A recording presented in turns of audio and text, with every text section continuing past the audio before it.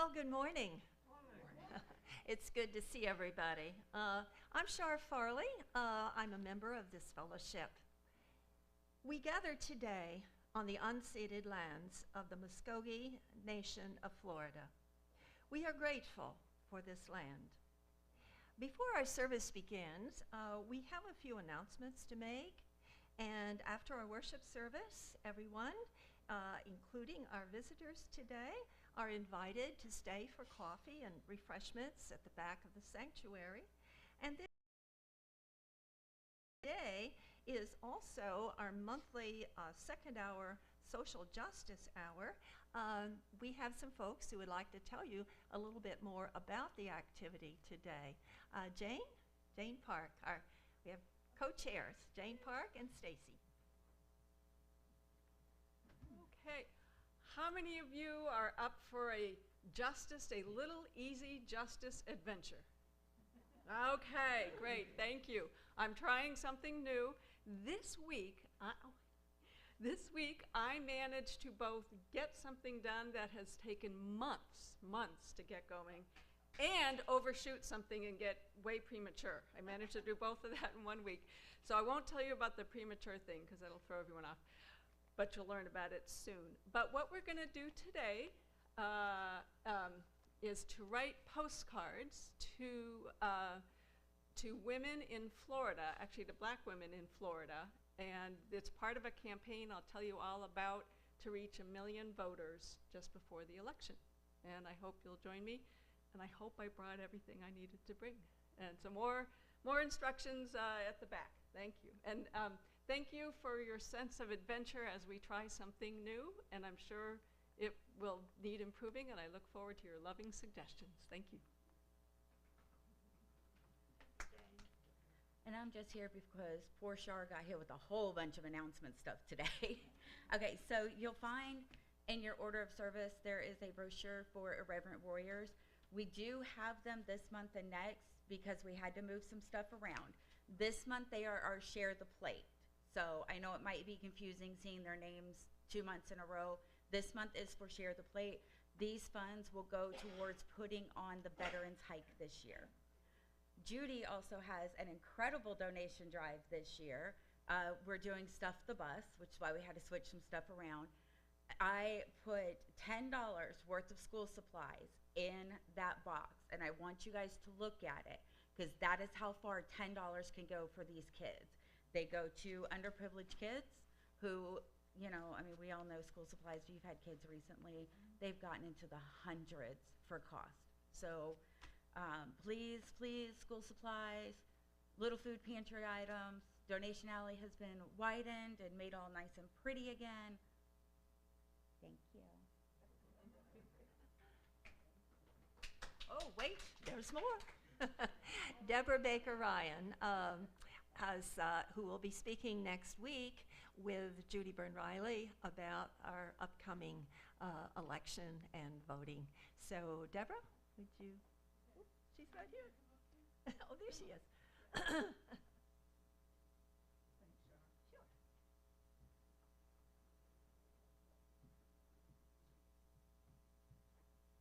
So I'm Deborah. I'm Judy. JBR and DBR. Yes, right? yes, we are, JBR and DBR. Next weekend, we're going to be speaking to you about voter education, like what do you need to know in order to be able to vote in this year's elections, which are very important elections, and I'm sure you'll agree with us.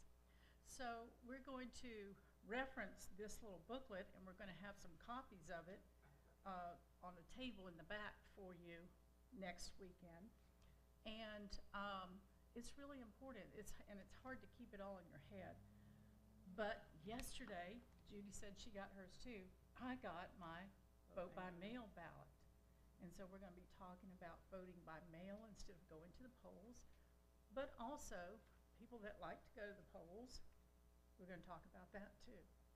So anything and everything that you can think about voting, we're going to talk about.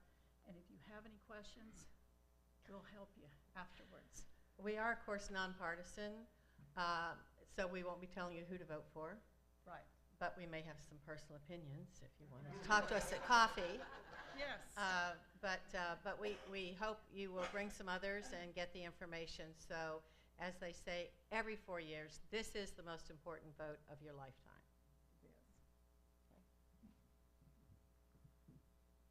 Thank you so much, ladies.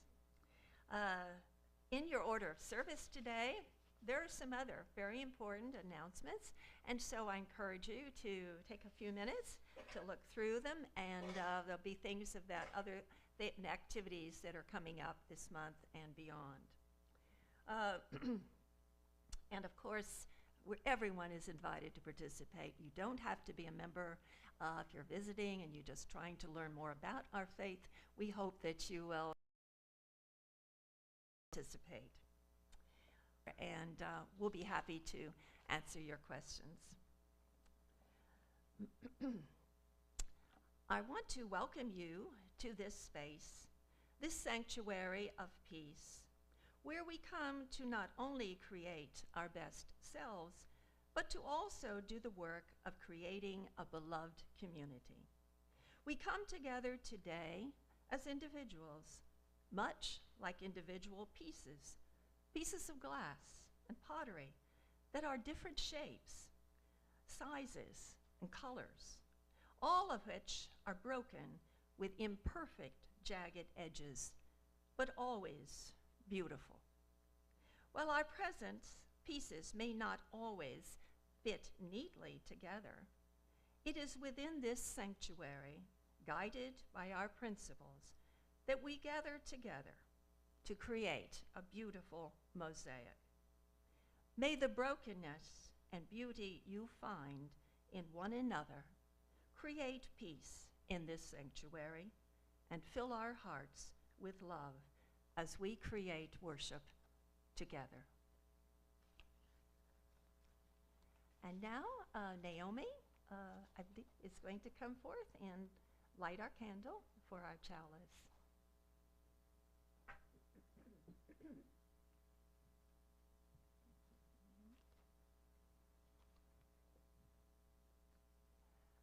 We light our chalice today in honor of the Unitarian Universalist first principle, to affirm and promote the inherent worth and dignity of every person. We recognize that these are not just words to be spoken.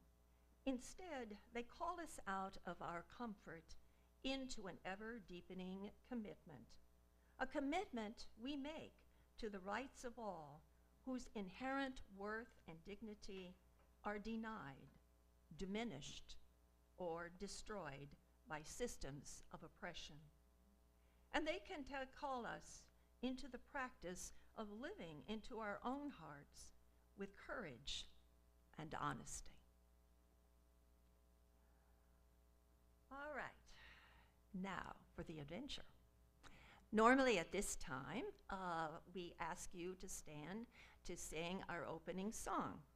However, as you will note, Cecile is not here, and none of our other instrumentalists are here. So, and you don't want me trying to lead you in song, believe me, okay? So what we're going to do with our fantastic technology back there crew, they're going to show us a video.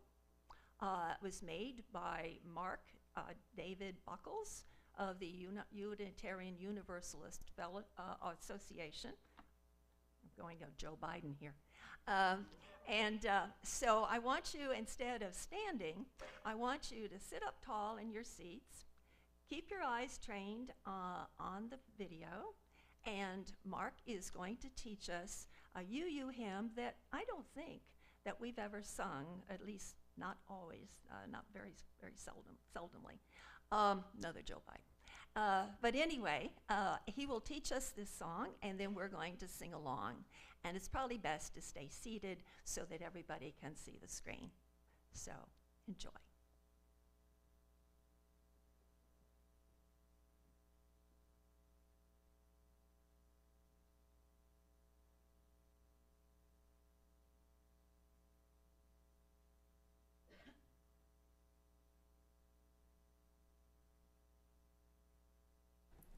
Hi everybody, my name is Mark David Buckles, and I'm going to be sharing the song Bright Morning Star with you.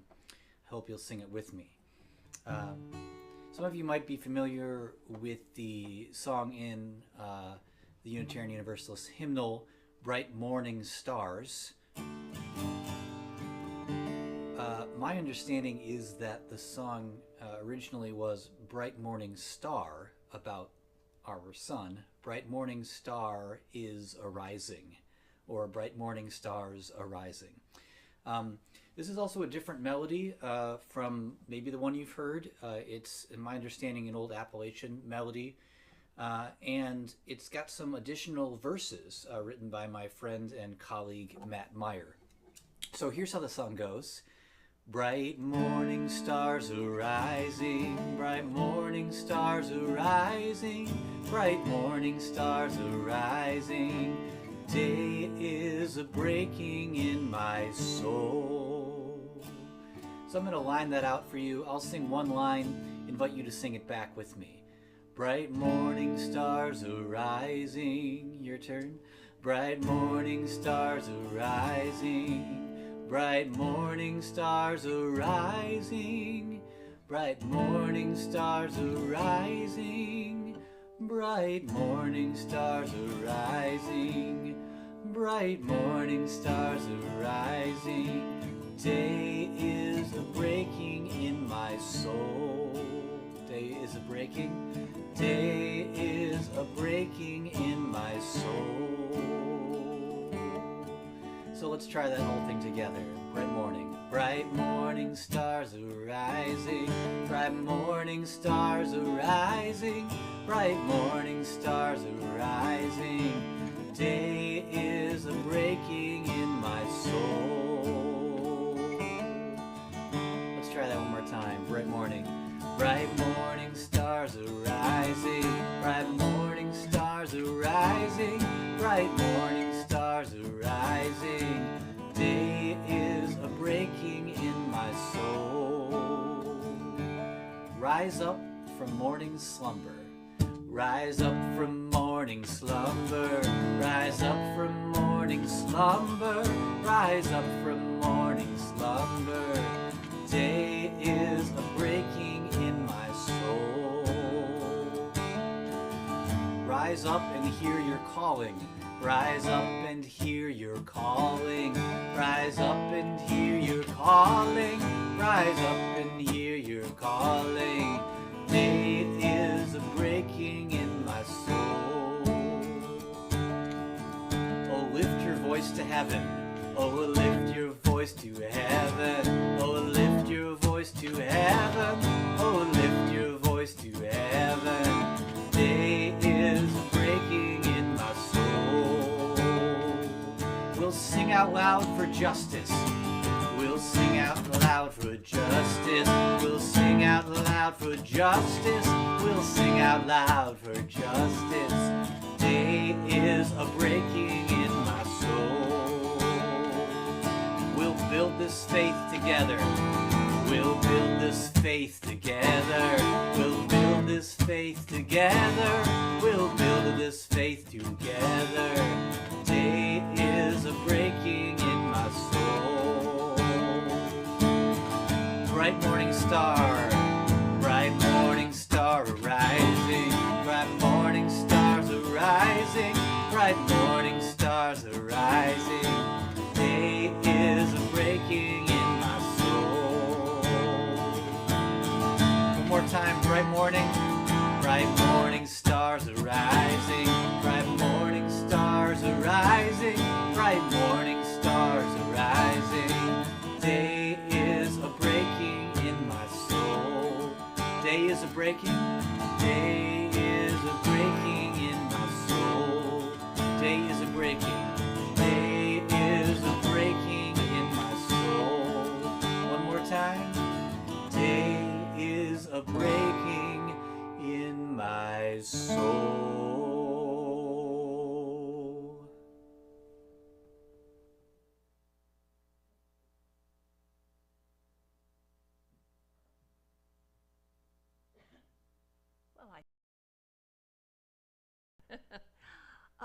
And now we invite the children to come up here and sit at the front.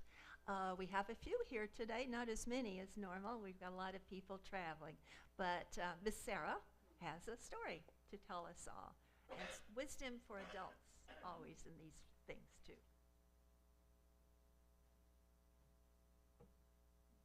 There, in case you didn't know or I haven't met you yet, I am the DRE of here. Huh? It's the Director of Religious Exploration. And this is If You Come to Earth by Sophie Blackall.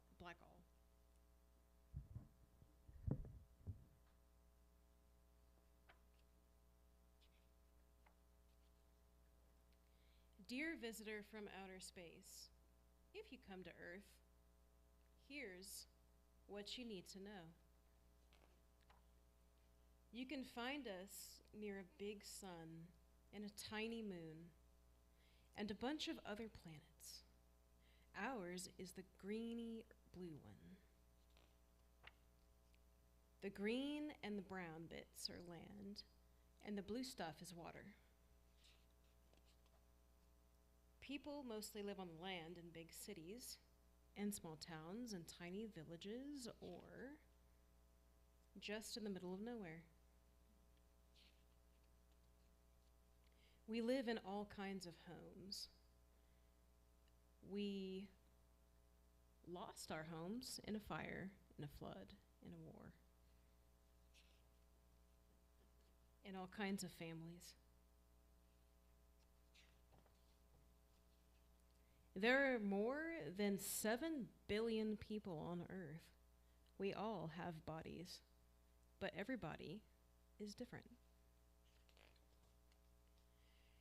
Except for my friends who are identical twins and look the same, except for Mustafa's mole. Inside our heads, we are usually thinking. You can't see our thoughts. But sometimes we show our feelings on our faces. Even if we don't feel like it, we get dressed every day. We wear different clothes depending on what we do and where we live and if it's hot or cold.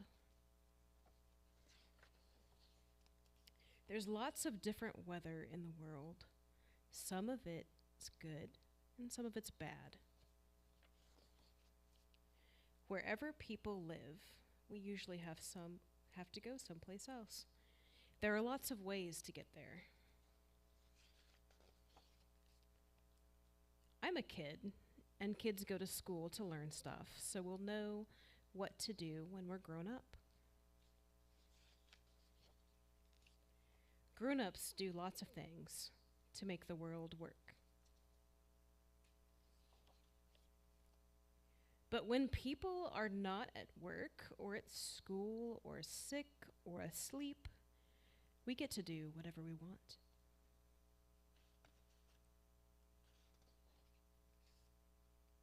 Whatever we are doing, we need to eat when we are hungry.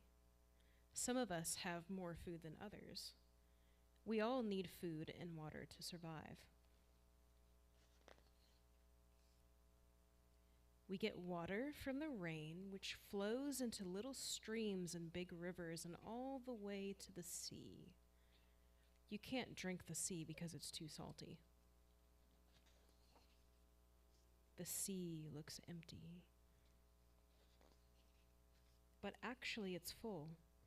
Fish can swim, but they can't walk. Most animals can walk or swim or gallop or hop, but they can't fly. I can fly. That little bat right there. Some birds can swim and walk and fly, so if I had to choose, I'd be a bird.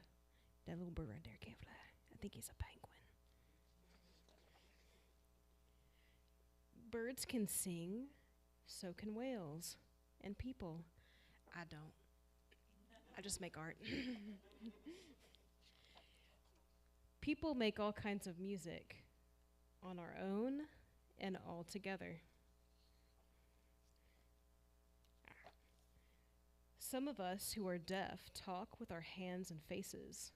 Some of us who are blind read with our fingers. If we are blind, we can imagine colors as shapes and sounds. These are the colors you need to paint everything in the world.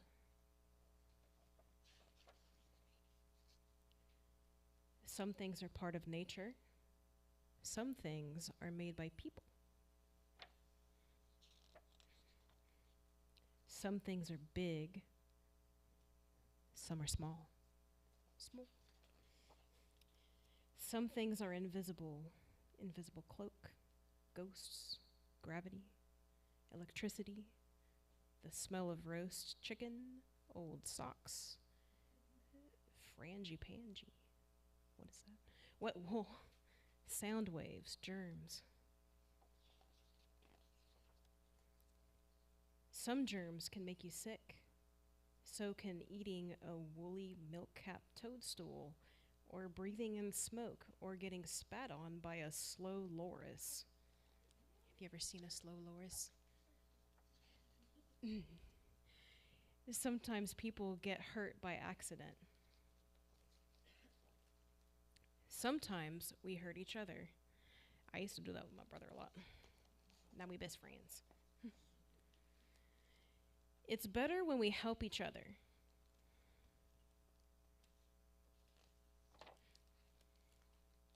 Babies are not very good at anything.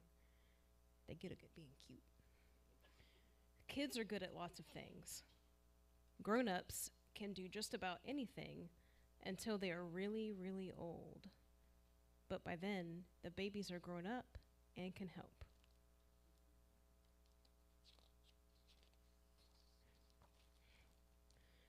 Older people are good at telling stories about the world when they were young.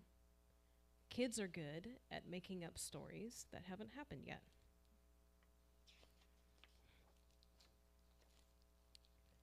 There are lots of things we don't know.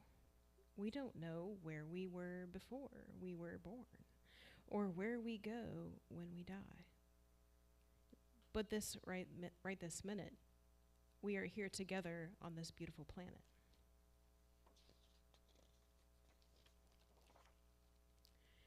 If you come to Earth, you can stay in my room. Love, Quinn. Oh yeah, P.S.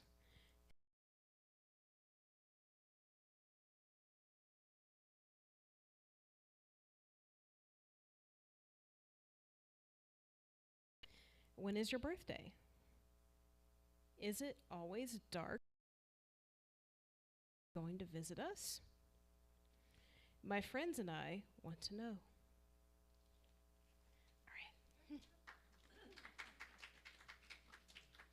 Normally, we sing the children out, but today, let's just say in unison the lyrics to their song, which are in your order of service. Go now in peace. Go now in peace. May the spirit of love surround you everywhere, everywhere.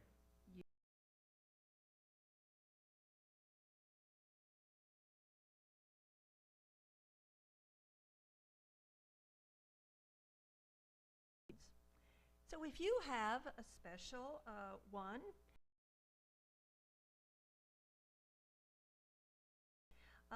now is the time to come forth.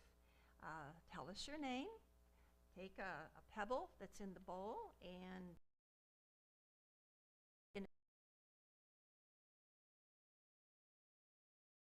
please do not, of course, share any other person's personal information unless you have their permission to do so.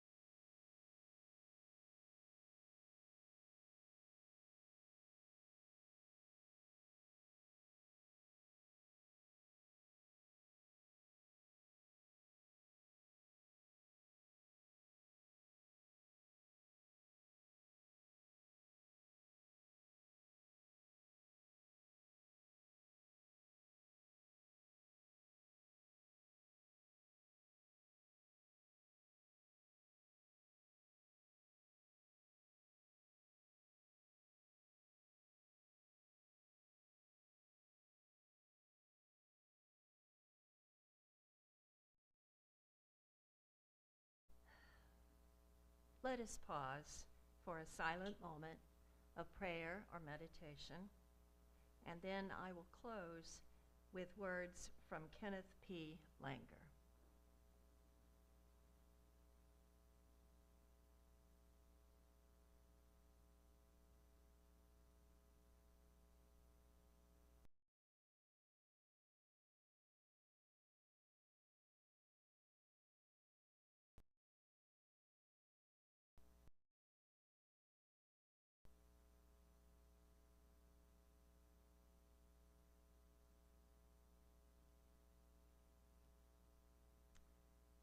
Let us take this time together to be open to forgiveness and to be forgiven. Let us be open to diversity and be accepted. Let us be open to expression and be understood. Let us be open to awareness and be known.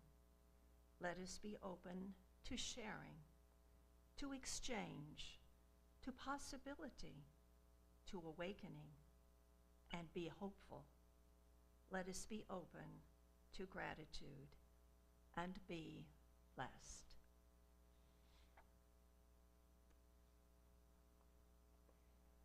We usually sing this song at our offering. From you I receive, to you I give, together we share, and by this we live. These words remind us that our fellowship relies solely on the generosity of our members and friends. All cash that are and undesignated checks will be split with our July Share the Plate recipient, which July is Irreverent Warriors. You found in your order of service today a brochure about this important charity. Using humor and camaraderie, this organization's mission is to eliminate the isolation and suicides that affect many of our veterans. And a reminder that if you are paying your pledge today with a check, please write pledge on the memo line. And now, with our greeters, please come forth to collect the donations, and we will see an offertory on our video up screen.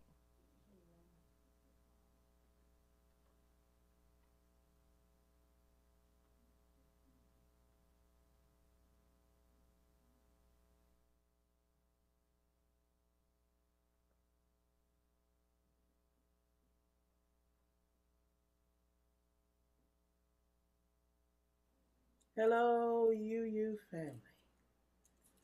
I'm going to sing a song with you called Shine on Me. It's an amazing spiritual that anybody can sing. And in these days when the things that we're dealing with, the feeling separate and all of that, and things seem so hard, this is one of those songs that you just throw your head back, put it in your medicine kit. All you have to do is ask. And here's how it goes. Shine on me, oh shine on me. Let the light from the lighthouse shine on me, oh shine on me. Yes, shine on me.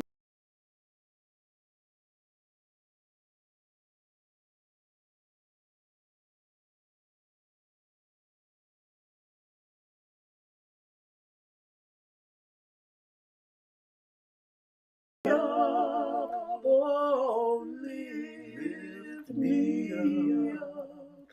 Let the light from the lighthouse lift me up. Oh, lift me up. Yes, lift me up. Let the light from the lighthouse, lift me up. Oh, hold me close, yes.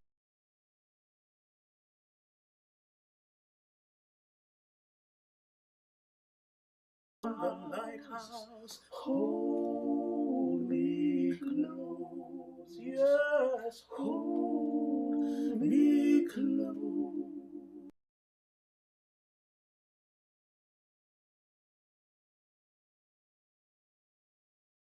The lighthouse, please hold me.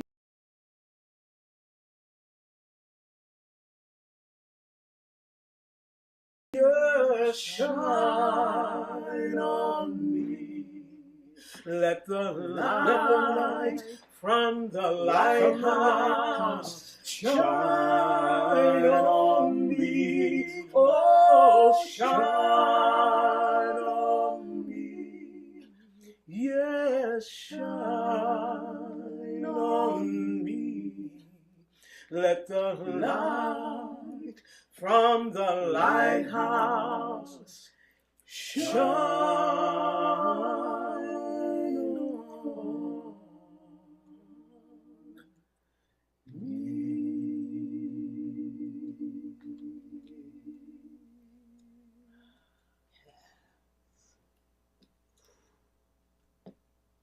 It is my, excuse me, it is my pleasure today to introduce to you our guest speaker, Johnny Alexander. Johnny has been a mass media. He established his own business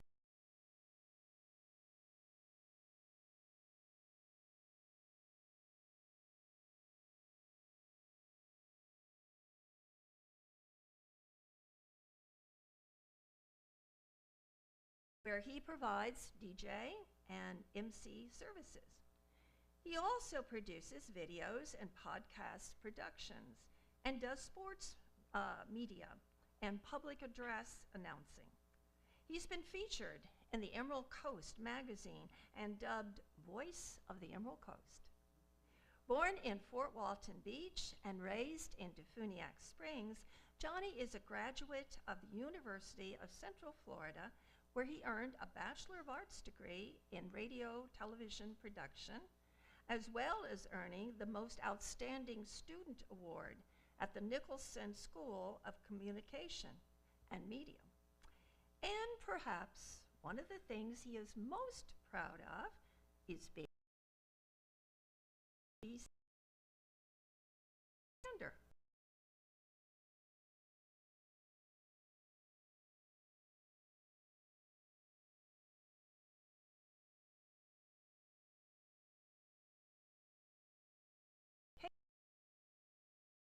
Conservative minds. Here's Johnny.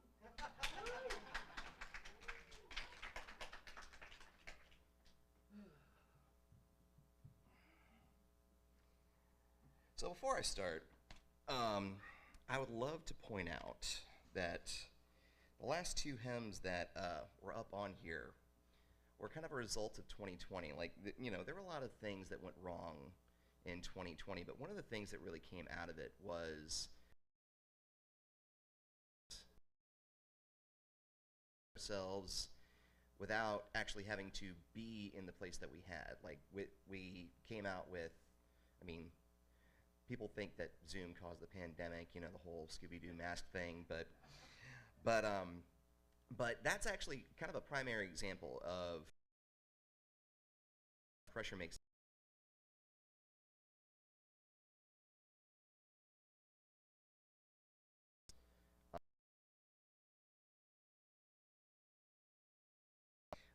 that's my mommy, by the way. So, and I also love the fact that I actually have a couple of other connections here. So Cynthia and I actually went to Northwest Florida State College together. It was my first ever college class, and believe it or not, it was public speaking. So, and that was 22 years ago, folks. So, and now it's kind of interesting that she gets to see me come up here and apply what we both learned from the great Professor Ronnie Stanley over at Northwest Florida State College. If you ever have a chance to go to one of his classes, please do. And also, Sarah, I actually performed the ceremony for her and her husband last summer. So it was actually really nice that I had so many connections to some of you. So I actually feel a little bit better about speaking to you guys today, considering that a lot of you guys don't know me from Adam. So we're going to start.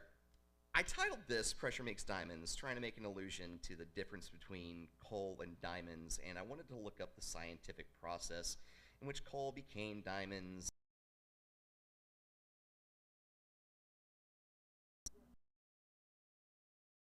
Hosts a bit coal and diamonds, despite both being made from carbon.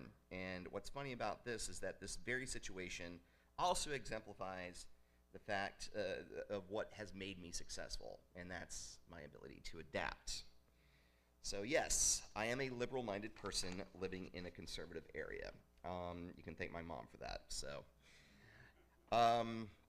but first we're going to go into the coal and diamond analogy, okay? Coal is a sedimentary mineral. It's formed over years with ancient vegetation. It's a fossil fuel, taking millennia to form into what it is, only to become a temporary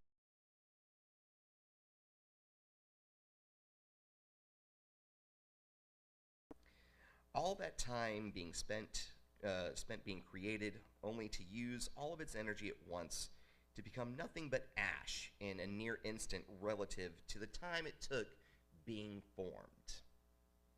You're wondering where I'm getting with this. I know. Stay with me. Diamonds, however, are metamorphic. They come from millennia of immense heat and unbearable pressure to where the end result is becoming the hardest naturally occurring mineral on Earth.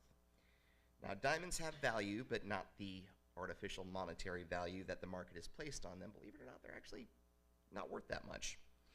But they have an amazing application in the scientific field, refracting light, cutting things open for further discovery, drilling holes for core samples, or coal, more coal, and of course they do have sentimental meaning in the engagement rings and the wedding bands that we've all exchanged, that we've all been able to exchange. Thank goodness. Hopefully let's keep it that way. Most importantly, they're shiny, and people love shiny things.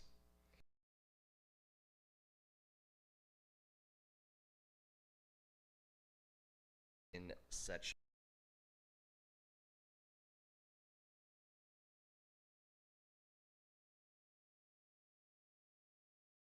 didn't really go to church, believe it or not. So actually, talking about Richard Simmons, so my music class, so for my music class, my mom and I, like when I was like 9 years old, my mom got a bunch of sweat. And 9 years old, I'm like, okay, you know what?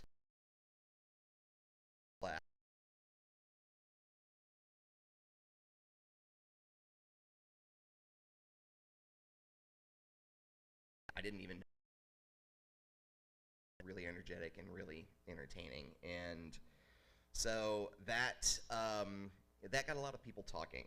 And the thing is with that, my love for the arts, the fact that I like to dance, I was actually bullied quite a bit for all of those things. And the thing about being in school is can't fight back without getting in trouble, because sports analogy, they always penalize the second guy. I'm sure that at some point everyone here has gotten in trouble for standing up for themselves. I can look around the room, and I know that you have. Some of you probably a lot more than me, and my heart goes out to you for it. And I was even denied the opportunity to speak at my own graduation, even though I graduated at the top of my class. I'm kind of making up for it here. I also grew up with ADHD, even though I didn't know that I had it until just a few years ago.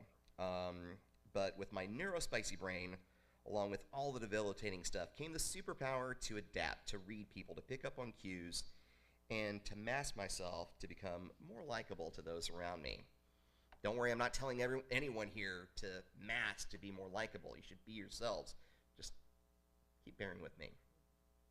The problem with masking is that it burns a lot of energy to the point to where it fizzles out, like coal. And eventually, you burst into flames. You get tired, you let your guard down, you eventually the smallest thing will set you ablaze.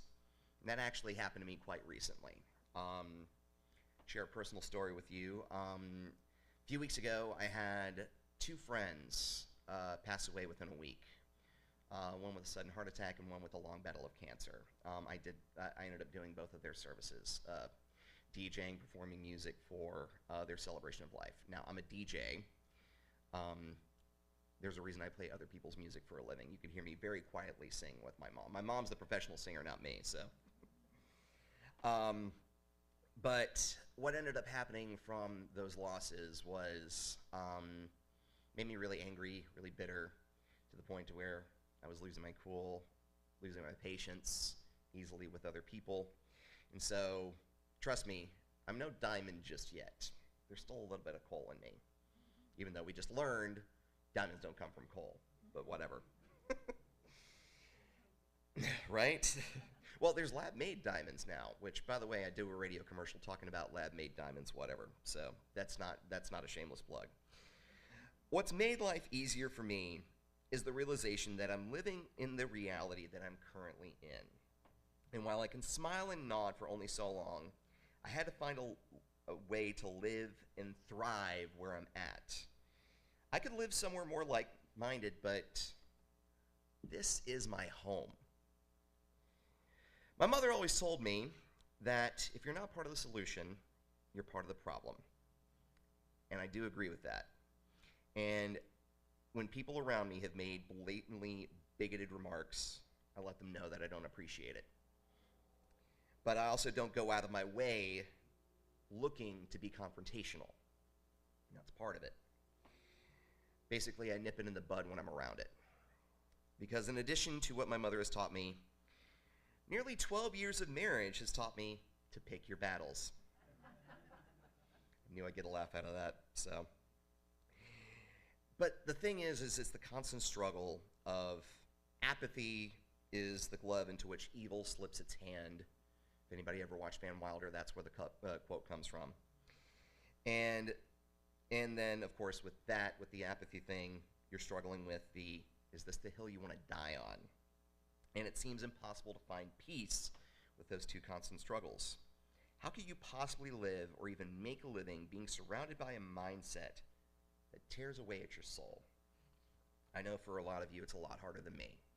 I'm a cis, straight, white male, so I'm sorry I have a little bit easier, but I acknowledge that. First, you have to ground yourself, lay a foundation, take a deep breath, and make peace with the fact that this is the reality that you live in. There's no way around it, there's no way out of it without moving away. And then you need to realize that most big majority of the people around you aren't out to get you, they're just trying to live their lives like you. And the majority of people don't have any malicious intent. Like Anne Frank said, in spite of everything, I still believe that people are good at heart. And good people are getting their information from an algorithm that is designed to keep them afraid. They're scared. The people that you find that have a different mindset than you do, they're scared. You're scared. Everyone is scared. They're scared for their livelihoods, for their families. Everyone is scared for their livelihoods and their families, especially now, in an election year. But, to quote Yoda, fear leads to anger leads to hate leads to suffering, the dark side of the Force. And fear and anger appeal to what I like to call our lizard brains, our most basic instincts, fight or flight. Our lizard brain ignites that coal that burns. Our more evolved brains, however, take that fear and make us wonder why we're afraid. Therapy also helps. And it makes us wonder what we can do to alleviate that fear. And so we have to be curious, like Ted Lasso said. So what do we do to take our minds off of everything that appeals to our lizard brains? We entertain ourselves. We scroll our phones. We come to trivia. That is a shameless plug. And the thing is after living here and picking my battles, crushed under pressure of trying to be a good human while still creating a living surrounded by people that I don't always agree with, and they definitely don't agree with me. The answer is really quite simple. Entertain. Make them laugh.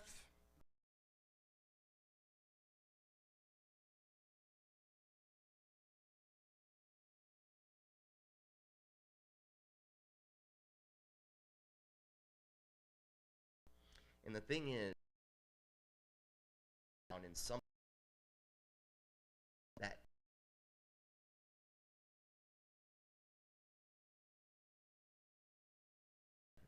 you're not always going to agree. You may disagree on something that is fundamental to something that viscerally goes against everything that you believe in, everything that you are. But in the end, we're all people trying to live our lives. More than that, create community on that common ground in that joy and bring people together. So I host trivia now 5, sometimes 6 nights a week. I've been doing it on the regular for about 4 years now. And the thing is in making a living in hosting trivia, I am surrounded by people who think they know better than me. And the thing is like, it's not that I know better, I just have the answers right in front of me. And they will argue with you on solid facts. Sound familiar? But the thing is, and actually there's one, so I gotta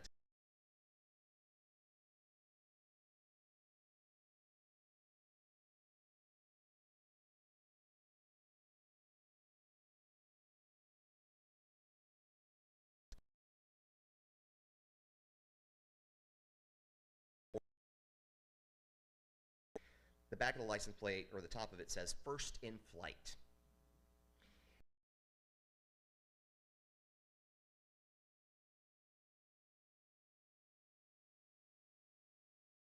Flight was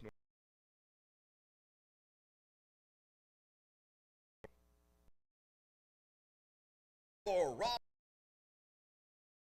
Like that, literally just like that. Is we all have these little phones, and it's easy to look up the right answer most of the time. And I had to show him. I had to show him like every iteration of every license plate in North Carolina to satisfy him. And of course, he didn't say a word after that. And here's the thing. People come up and do that to me too. I'm not always right. Sometimes I do get the answer wrong in doing trivia. That's also because I write my own questions and I do my own research. But sometimes I get it wrong. And someone has to show me that. And so I make it up to them. I give everyone an extra point. I'm like, but here's the thing, I own up to it. I'm like, I'm sorry guys, I was wrong. This is the actual answer. Everybody gets a point. You get a point, you get a point, you get a point. Everybody gets a point. So the thing is, you gotta make yourself vulnerable as well. But what's been great about this trivia is that there have been like little rivalries between teams. Like there's a team that's called Brew Crew, there's a team that's called Identity Crisis. They're constantly butting heads, they're constantly winning, and everyone's like, Brew Crew, Identity Crisis. They always win. But what's interesting is, this was about 3 months ago, 3-4 months ago, I do what's called a seasonal finale, where the winner gets like $100 Amazon gift card or something like that. And as I was announcing the winners, 3 of the biggest rivals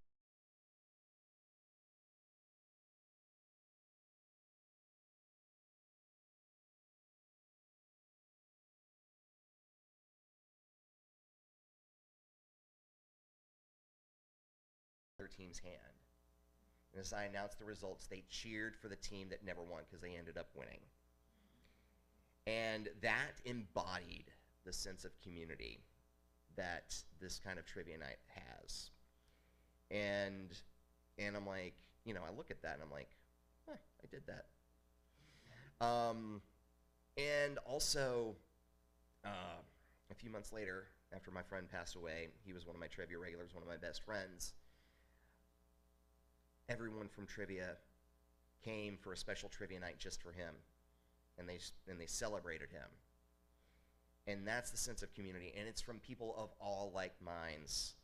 Trump supporters, Biden supporters, Democrats, Republicans, libertarians, Green Party people, I guess.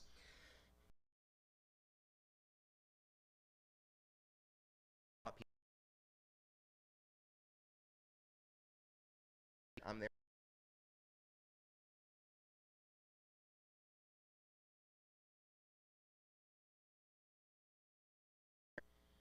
And here's the thing is, I wish that I could credit myself with coming to that conclusion, but the truth is that it just fell in my lap in hosting trivia. And trust me, it's hard being surrounded by people who think that they know more than you. And I'll be honest, there are instances where I still ignite like coal. I'm a human with a lizard brain, just like everyone else. But after 40 years and over a decade in building my business, networking, biding my time, taking a step back and looking for the good in everyone that I come across, because I come across hundreds of people every week, all walks of life, a majority of them I know in some way, shape, or form there's something I don't agree with, and that they don't agree with me. But we're all trying to make a living. We're all trying to make a living, and we're all trying to do it in a place that we love, in a place that we call home. And in my instance, I know I'm a rare one, in a place that I was born. And the thing is over time, it can become easier to handle the pressure and shine. Because while there will be moments where you may want to ignite, if you bide your time, hold your own, and wait for the right moment, you can shine bright like a diamond and become a force for good. Ladies and gentlemen, thank you for letting me speak for you today.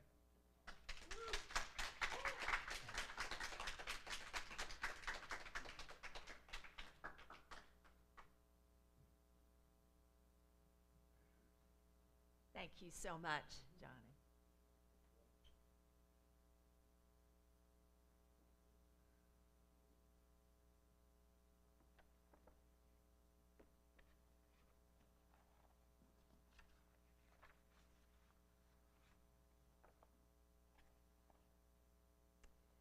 To wish for compassion, to experience doubt, to bear sorrow, to strive for sureness. All these are qualities for which each of us should be grateful. But to feel a gentle fellowship for the whole human family, to act so that our empathy is evident wherever we go, that's the object. That's the lifelong goal. And now for our postlude, you may stand. We're going to sing along with the video, and it's a hymn that we all, pretty much all of us know, Spirit of Life. Just wait for the video to start, and then you can stand.